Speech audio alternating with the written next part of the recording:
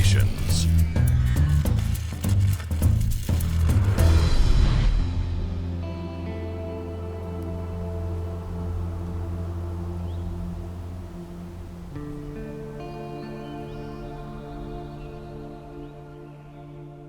You know, a lot has happened this year. We had a tragedy in our family last year, and we lost Pops.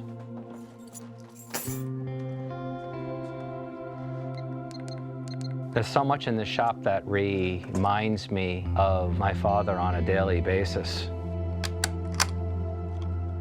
But there's one gun that I have in my safe, number one, is my dad's Browning Safari 243.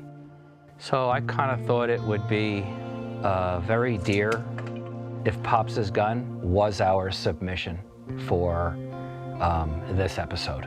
Oh boy, wow.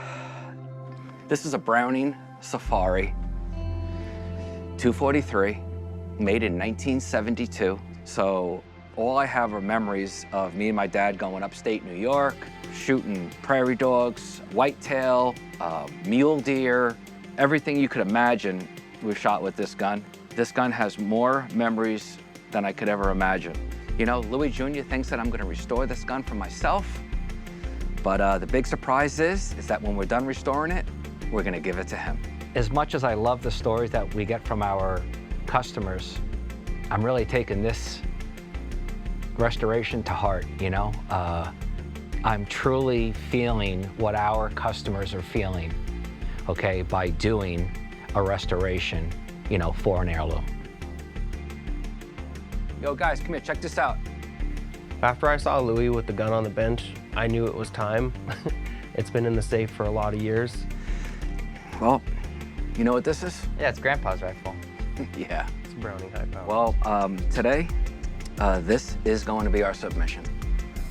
Hearing that my father wanted to store my grandfather's gun was a really exciting moment. I think it'll be a beautiful thing for everybody, and I think it'll just bring a lot of enjoyment and happiness. I need you guys to know that this gun has more meaning to me than any gun in this entire building. Okay, this is the gun that started it all for me. This is the gun that got me interested in shooting. Okay, this is the gun that got me and my father all over the United States together. You know, I've taken a trip with Pops and Louis Jr. to Saskatchewan, you know, and Louis shot a 16-point whitetail with that gun, you know, one and done. You know, and that was like, I was crying. I was so happy. So what we'll do is we're gonna strip this stock. We're gonna take all the bluing off the gun. We're gonna strip all the clear coat off of here, everything.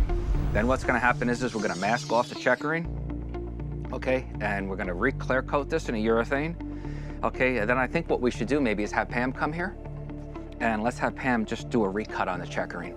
You know, just, you know, check the borders and so on, you know, because this gun is 50 years old.